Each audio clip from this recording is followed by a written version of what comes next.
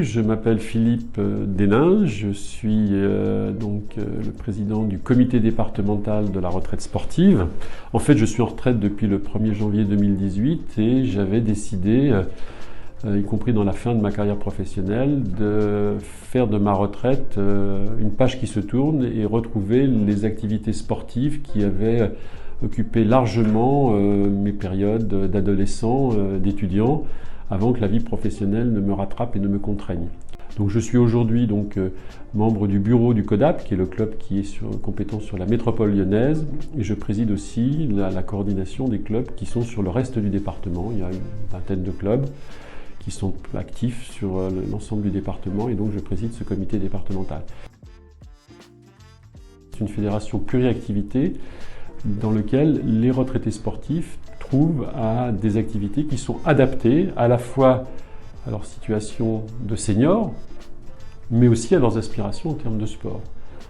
Prenons un exemple, le club sur la métropole lyonnaise a 24 activités sportives différentes: golf, tennis, voile, randonnée, ski alpin, ski de fond, raquettes, marche nordique, gym, yoga, danse. J'en ai oublié, donc je vais en vexer. C'est-à-dire que tous les retraités peuvent trouver des activités qui soient adaptées à leur capacité physique. On a une section qui est dédiée à des gens qui, par exemple, reviennent d'opérations un peu lourdes pour reprendre progressivement de l'activité.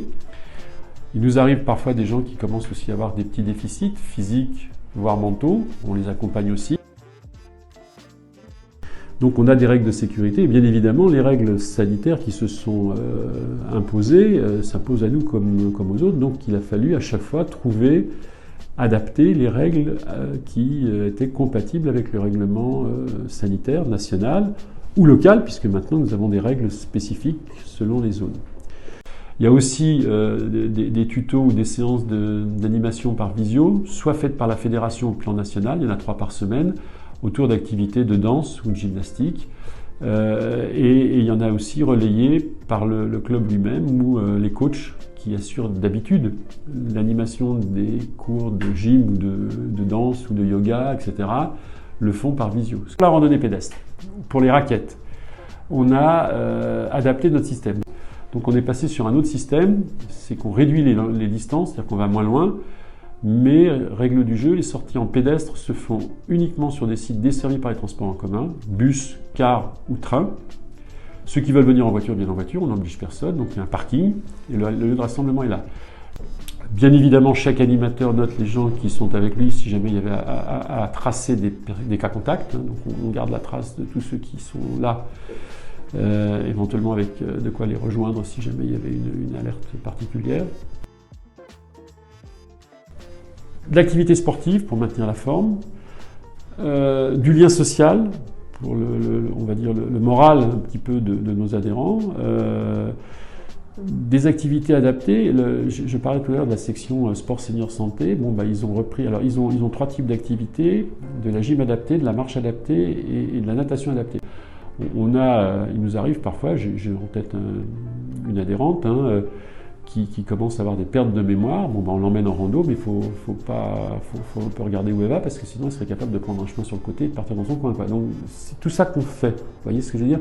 Et c'est important pour elle, parce que vous vous rendez compte que si on n'était pas là pour le faire, elle serait quand même dans un contexte. Et puis le jour où elle est en rando avec nous, son mari souffle. C'est aussi un point important. Un slogan un petit peu, c'est notre boulot, c'est pas de rajouter des années à la vie, mais c'est de rajouter de la vie aux années. Mon engagement dans le bénévolat, c'est aussi mettre les compétences que j'ai pu acquérir, soit par mon parcours sportif antérieur, au siècle dernier, soit par ma vie professionnelle, mon parcours professionnel, les mettre au service de l'association. Leur faire découvrir la montagne, leur expliquer par exemple la faune, la flore, la géologie, les paysages, les modes de vie aussi. Comment tel paysage est marqué par les modes de vie. Voilà, on est dans des zones d'alpage par exemple, montrer comment l'alpage est un moyen qui permet d'avoir des équilibres de biodiversité, indépendamment du fait que ça produit du fromage plutôt sympathique par exemple. Cet engagement de bénévole, c'est faire partager un certain nombre d'informations, de valeurs, de sujets d'intérêt et de les diffuser à nos adhérents. C'est pas uniquement le fait d'avaler 22 km et 750 mètres de dénivelé, quoi. ça se limite pas à ça. Un des grands souvenirs que j'ai de la saison raquette précédente, c'est en janvier 2019, j'ai eu l'occasion d'accompagner un couple en raquette, un couple de 83 ans, monsieur, madame, bras dessus, bras dessous, 400 et quelques mètres de dénivelé, tranquillement, on a pris notre temps. Et pour moi, c'était un souvenir vachement fort parce qu'ils étaient vraiment heureux d'être ensemble dans cette sortie. Et le groupe, bon, on a adapté le rythme, hein, on a fait en sorte que tout le groupe soit avec eux. Mais voilà, c'est ça aussi notre truc, c'est de permettre aux gens d'avoir des plaisirs comme celui-ci, simples mais importants. Quelquefois, ça se passe moins bien, hein. On a eu une fois...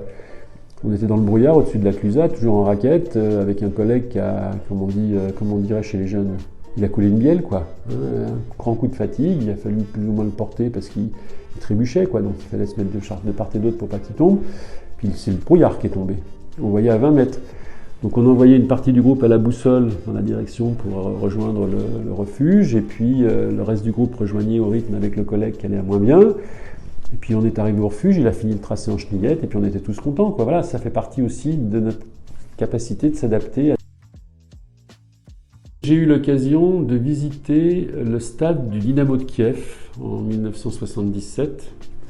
À l'époque, le champion du monde de sprint s'appelait Valéry Borzov. Il courait sur la piste de ce stade.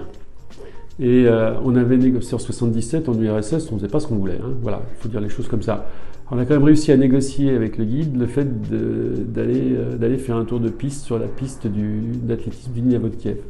Pour un type qui, comme moi, faisait de l'athlétisme, se dire qu'un jour, j'ai fait un tour de piste sur la piste de Valéry Borzov, c'était bien.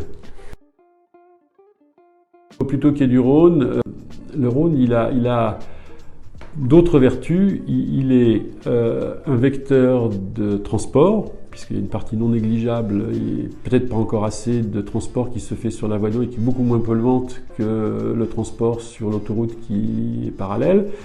Deuxièmement, il est un producteur d'énergie renouvelable. Parce qu'il faut quand même savoir qu'il y a quand même un certain nombre de barrages qui sont sur le Rhône, des barrages hydroélectriques, et que tout ça, c'est de l'énergie verte. Alors moi, je suis plutôt rugby. Par contre, j'ai une fascination pour Alain Gilles.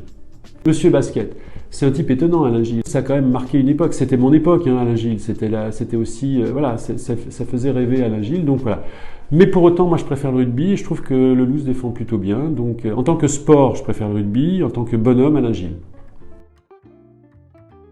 Fête des Lumières parce que il se trouve que j'ai eu l'occasion d'œuvrer dans une école d'ingénieurs où il y avait un laboratoire d'éclairagisme avec des jeunes qui ont fondé leur boîte et qui sont des consultants pour la Fête des Lumières. Voilà.